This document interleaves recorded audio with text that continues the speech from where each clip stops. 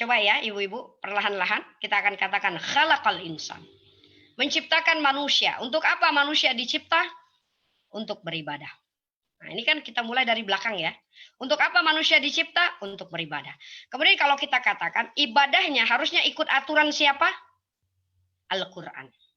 Dan kalau kita tanya lagi, Al-Quran siapa yang mengajarkan?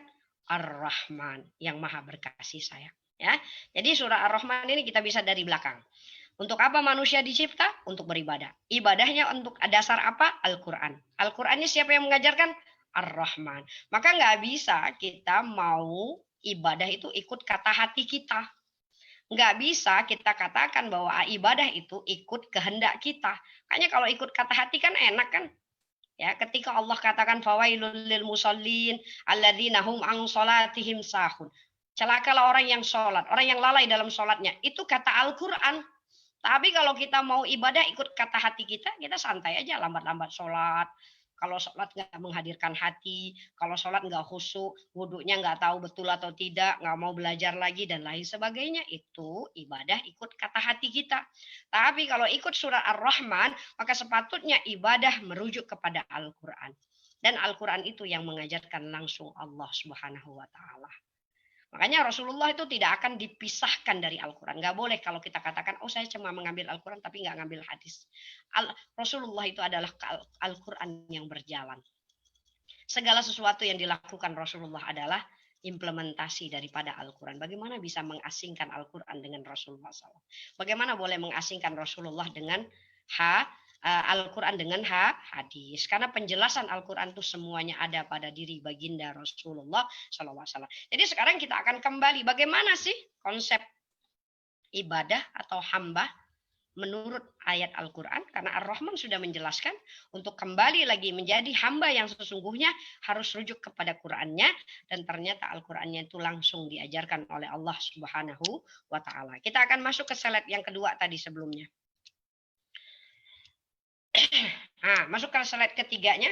Jadi, ketika kita tadi katakan bahwa ibadah kita menurut Al-Quran, maka ayat pertama yang akan kita bawa, ya, sebelum kita menjelaskan konsep ibadah itu adalah surat Az-Zariyat ayat 56. Bahwa di sini ayat ini menjelaskan bahwa kita, nah ini kembalikan lagi, mudah-mudahan kita bisa jelas target hidup kita. Kita dicipta untuk ibadah. Berarti kalau ditanya kenapa hidup menjadi hamba Allah, bukan menjadi ibu, bukan menjadi istri, bukan menjadi anak, bukan menjadi sahabat, bukan mencari harta dan lain sebagainya. Ya, terkadang soalnya kadang kita melupakan target kita. Asik dengan istri, ya, asik dengan ibunya, sampai-sampai lupa untuk beribadah kepada Allah Subhanahu wa Ta'ala. Jadi ini sayang sekali, itu saya katakan target kita adalah beribadah kepada Allah. Nah, sekarang menjadi istri, menjadi ibu, menjadi sahabat, mencari harta, mencari yang lain-lain, itu sebenarnya jadi apa? Bukan target kita kan? Target kita apa? Allah. Sementara menjadi istri, wasilah. Menjadi istri yang soleha adalah wasilah menuju Allah. Menjadi ibu yang soleha adalah wasilah kepada Allah. Kalau kita paham wasilah itu adalah jalan.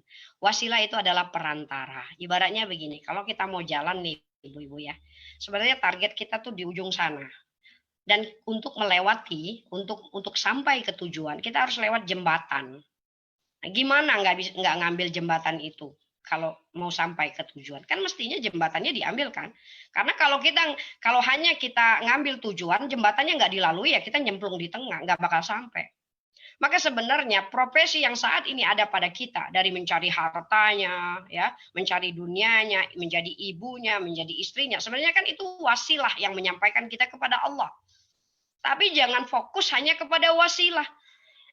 Ada beberapa orang ini ya cuma fokus kepada wasilah, jadi jembatannya yang dihiasi begitu indahnya, begitu cantiknya, tapi lama-lama justru malah nggak mau datang, nggak sampai ke tujuan, justru malah senanglah di jembatan, maka jembatannya dihiasi dengan emas permata, sampai-sampai dia lupa target dia apa. Nah ini kita jangan sampai seperti itu. Maka kita kembalikan dalam surah Az-Zariyat. Kenapa aku dicipta? Untuk menjadi hamba kepada Allah. Untuk menjadi hamba kepada Allah harus jadi istri yang solihah. Untuk menghamba kepada Allah, untuk menjadi hamba kepada Allah harus jadi anak yang soleh. Untuk menjadi hamba kepada Allah harus berakhlak yang baik kepada para tetangga, para sahabat. Untuk menjadi hamba kepada Allah harus jadi pemimpin yang adil, yang bijaksana. Untuk menjadi hamba kepada Allah, jadilah semuanya. Menjadi dokter yang baik, menjadi insinyur yang baik. Hamba kepada Allah. Tapi jangan jadikan itu target. Akhirnya ketika kita jadikan wasilah sebagai target, apa yang terjadi? Kalau diajak untuk beribadah kepada Allah, ngomongnya sibuk ngurus anak. Sibuk nyari harta. Sibuk ngurus ini. Nggak ada waktu untuk Allah. Berarti sudah terlepas dari tujuan awalnya. Alangkah sayangnya. Nah, ini yang kita katakan. Kemudian, tadi kebanyakan kita tertukar, dan biasanya memang yang suka menukar-nukar ini kerjaannya nafsu dan juga syaitan. Syaitan itu menukar balik itu. Jadi awalnya memang kita targetnya pokoknya cari harta, karena dengan harta akan sampai kepada Allah. Tiba-tiba hanya ngubek dicari harta. Ya, sedekah juga nggak mau. Ya, kalau diajak beribadah bilangnya sibuk bisnis, sibuk berniaga dan lain sebagainya. Akhirnya Allahnya terlupakan. Tapi kalau ngomong selalunya bilang, aku nih cari uang karena Allah. Dari mana? Dari Allahnya. Ya, ini yang kita katakan, jangan sampai kita ditipu oleh syaitan, jangan sampai ditipu oleh hawa nafsu kita, sehingga menjadikan wasilah sebagai target. Ya. Nah, kemudian kita akan katakan ketika kita sudah bicara tentang wasilah, kita bicara tentang target, maka jangan sampai kita baru mengerti masalah ini setelah waktu kita sudah diambil oleh Allah. Ada banyak orang yang menyesal kenapa tidak menjadi hamba Allah. Di sini anak tuliskan ada dua ayat ya. Ada dua ayat, satu surat Al-Mu'minun. Oke, yang di sini surat Al-An'am dulu ya, surat Al-An'am ayat 162. Itu selalu kita katakan, inna sholati wa nusuki wa mahyaya wa mamati lillahi rabbil alamin. Nah, itu boleh rujuk kepada Al-Qur'annya karena nggak ada ustazah nggak cantumkan terjemahnya ya. Sesungguhnya sholatku, inna sholati wa nusuki, ibadahku, wa mahyaya, hidupku, wa mamati, kematianku, lillahi rabbil alamin. Ini setiap saat ketika kita sholat selalu kita ikrarkan. Aku mati untukmu ya Allah. Aku hidup untukmu ya Allah. Aku beribadah untukmu ya Allah. Tapi pada kenyataannya di hati kita paling banyak siapa? Allah kah? Ataukah benda-benda itu? Nah, ini menjadi muhasabah kita. Karena setiap waktu sholat kita mengikrarkan benda yang sama. Ya, tetapi wallahu alam apakah kita berbuat seperti itu atau tidak. Maka ketika kita bertadabbur Al-Qur'an surat Az-Zariyat ayat 56, kita dikembalikan lagi kepada misi tujuan kita hidup di dunia. Jangan sampai menjadi penyesalan karena ternyata ketika kita bicara tentang Al-Qur'an, Al-Qur'an sudah memberikan lebih awal penyesalan orang-orang yang sudah meninggal dunia. Itu kata Ana. Kenapa tadabbur Al-Quran itu harus kita lakukan? Karena ternyata bahkan kehidupan hari kiamat pun Allah ceritakan di dalam Al-Quran. Bahkan penyesalan orang yang sudah meninggal dunia pun Allah ceritakan di dalam Al-Quran. Bagaimana kita mau mengetahui penyesalan mereka kalau kita nggak buka Al-Quran kita? Kalau kita tidak mau mentadaburi Al-Quran kita. Penyesalan apa yang dilakukan ketika tidak bisa menjadi hamba Allah? Hanya sibuk dengan wasilah tapi melupakan target. Kita akan lihat di sini surat Al-Mu'minun ayat 99-100. Hatta idza jaa ahaduhumul maut qala rabbirji'un. Masya Allah. Ya. Sampai-sampai ketika datang ajal mereka menjemput. Kemudian mereka mengatakan, qala rabbirji'un, ya Allah kembalikan aku ke dunia. Subhanallah. Kalau kita masih sibuk dengan wasilah, melupakan target kita yaitu beribadah kepada Allah, maka ketika ajal sudah sampai, maka satu detik kita ingin kembali lagi ke dunia.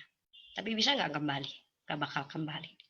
Ya, qala rabbirji'un la'alli a'malu salihan fi ma taraktu. Jadi penyesalan orang-orang yang sudah meninggal dunia ketika ajalnya datang dan ajalnya sudah keluar dari ruhnya, berarti dia sudah mati. Maka dia katakan qala rabbirji'un, wahai Allah, wahai Tuhan, kembalikan aku ke dunia. La'alli a'malu salihan fi mata. Kalau engkau kembalikan aku ke dunia ya Allah, mungkin aku akan buat apa yang tidak aku buat sebelumnya. berarti orang ini sudah menyesal. Tapi penyesalannya terlambat. Karena apa? Allah sudah tarik waktu dalam hidupnya. Masya Allah, Alhamdulillah ketika kita baca ayat ini kita masih ada di dunia. Ya, masih ada chance, masih ada berapa tahun setelah kita, tapi Allahu alam, apakah panjang waktunya ataukah pendek, karena bahkan Ana sendiri tidak bisa memastikan apakah 1 jam ke depan bisa hidup. Apakah 2 jam ke depan bisa hidup. Yang kita fokuskan adalah saat ini. Ya. Kemudian ada lagi penyesalan yang luar biasa, yaitu dalam surat Al-Fajr ayat 24. Ya, nomor surat 89. Nah, yaqulu ya laitani qaddamtu li hayati. Yaqulu, ada seseorang yang berkata, dan perkataannya itu bentuk dari penyesalan yang luar biasa. Dia katakan apa? Ya laitani, andai aku dulu. Qaddamtu li hayati. Ibu-ibu, kalau misalnya lihat langsung terjemahannya, ya laitani qaddamtu li hayati, itu kita artikan cuma andai aku mengambil amal soleh dalam hidupku. Ya, andai aku mengambil amal soleh dalam hidupku. Padahal kalau kita masuk betul-betul ayatnya menggunakan kalimat qaddama yuqaddimu tuh, yang bergaris merah tuh. Qaddama yuqaddimu. Qaddama yuqaddimu ini sebenarnya bukan mengambil amal soleh. Karena kalau kita katakan dalam arti sesungguhnya, itu adalah mengambil prioritas. Makanya kalau ada orang nih, misalnya kita pengen dia yang ngomong gitu ya, ana uqaddimuki, silahkan ana prioritaskan inti yang bicara. Ya misalnya kalau sekarang nih Ustazah Nia akan bilang ke Ustazah gitu, Ustazah Fadila ana uqaddimuki, Ustazah ana uqaddimuki, biar Ustazah Fadila dulu deh yang bicara. Ini namanya memprioritaskan, itu namanya ithar, ya. Masya Allah, di sini orang yang menyesal ini mengatakan, andai dulu aku mengambil yang terpenting dalam hidupku, itu yang betul ayatnya. Kalau kita masuk benar-benar ke dalam katanya. Qaddama yuqaddimu itu adalah mengambil prioritas. Jadi yang menyesal ini bukan orang yang tidak penting. Yang menyesal ini adalah orang penting. Tapi yang terpenting dia lupa. Jadi ibu-ibu sekalian, jangan katakan kita nggak penting. Ustazah tahu betul yang saat ini berada di hadapan Ustazah ini, subhanallah. Ini kalau lewat saja 2 jam, itu banyak sekali orang-orang yang akan mencari. Berarti semua yang di hadapan Ustazah ini semuanya penting. Bagaimana Bu, kalau kita ini nggak penting, kita jadi seorang ibu, 1 jam saja menghilang dari rumah, berapa banyak SMS yang akan masuk? Kita ini jadi istri, ya, lama dikit aja keluar, coba siapa yang call berulang-ulang kali, suami akan cari, anak akan cari, subhanallah. Kalau kita jadi seorang guru, murid akan cari. Masya Allah, kita semua sudah penting. Tapi Masya Allah, kalau yang terpenting ditinggalkan, inilah yang menyesal dalam surah Al-Fajr ayat 24. Jadi jangan katakan yang menyesal ini bukan tidak penting. Bahkan dia sudah jadi orang penting. Mungkin kalau kita katakan sudah punya harta, sudah punya kekuasaan, tapi selama sibuk hanya dengan hartanya, hanya dengan kekuasaannya, hanya dengan dunianya, maka disinilah penyesalan yang luar biasa. Yaqulu ya laitani. Ya Allah, andai dulu aku di dunia tidak hanya mengambil yang penting. Aku sudah jadi istri orang.